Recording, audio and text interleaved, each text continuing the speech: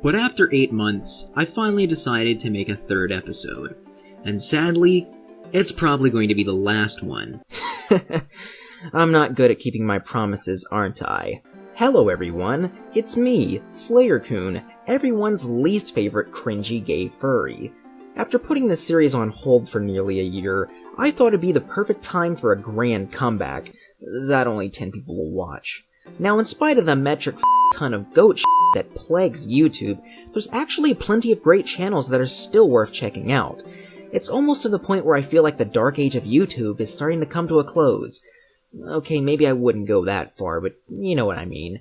Anyways, once again, it's time we take a look at the best that YouTube has to offer in this era.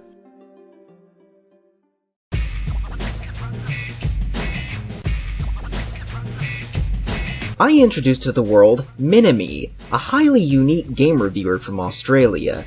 Seriously though, what is it with Australia and high-quality game reviewers? Square-Eyed Jack, Colorshed, and now our boy Mini-Me, who I'll simply be referring to as Mini from here on out.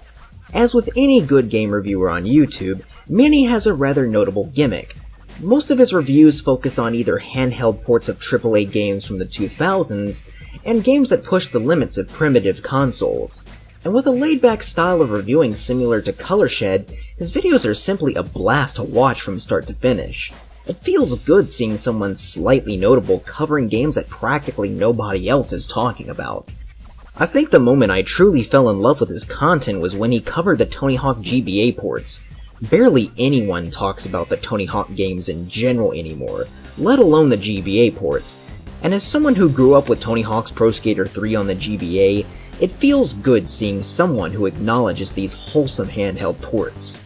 And if you are also looking for that, Minimi is a YouTuber who is more than worth checking out.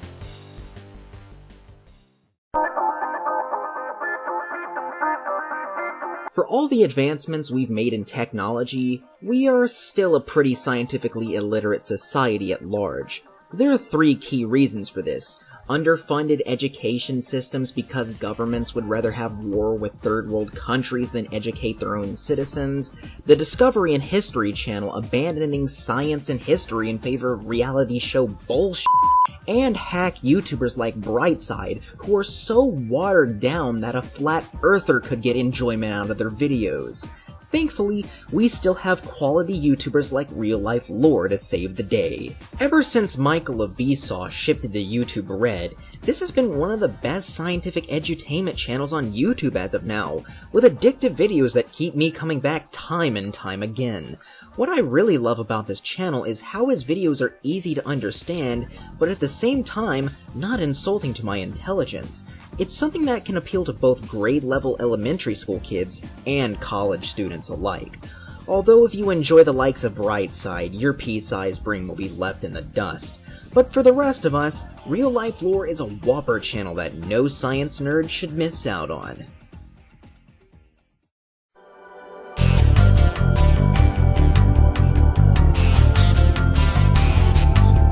Dory is the first ever female YouTuber to appear on this series, and one that is pretty underrated all things considered. She's a game reviewer who mostly focuses on PS1 games, kinda like my reviews, except they're actually good. Most of her reviews focus on weird, forgotten, or licensed games, which is a gimmick I quite enjoy. It seems like there are always games that nobody talks about due to how unremarkable they are, but she managed to discuss them for upwards to half an hour. But by far my favorite videos of hers are her Spyro reviews. Out of all the Spyro reviews here on YouTube, these are my favorites, since they are also essentially mini documentaries of the Spyro series, going over even the minor details such as the development cycles of each game. These are by far her most popular, but I'd also like to bring, or at least attempt to with my current analytics, bring attention to her traditional reviews. In all seriousness, I'd highly recommend you give her a sub. She's a criminally underrated reviewer.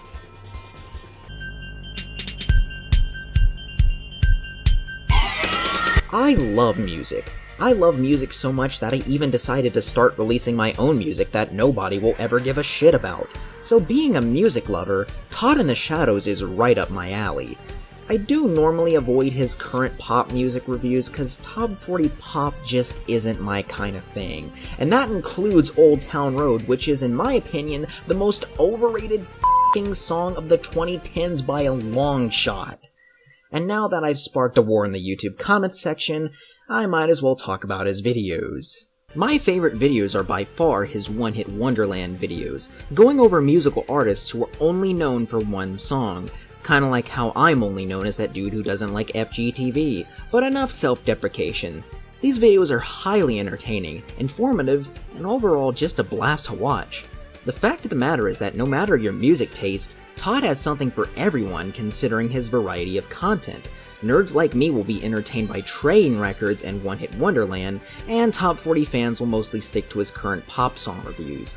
Either way, I think you'll be highly entertained with his quality videos. Anyways, that does it for this edition of YouTubers I Like. As always, I'll be linking each of these amazing YouTubers down in the description below. If you enjoy my videos and want to further support my content, feel free to donate to me on my Patreon account. As little as a $1 pledge a month would be highly appreciated. YouTubers I Like, for all intents and purposes, is back in action, and I do plan on continuing this series despite what I may have said a year ago, because there actually is plenty of talent hidden amongst the wastelands of uncreativity.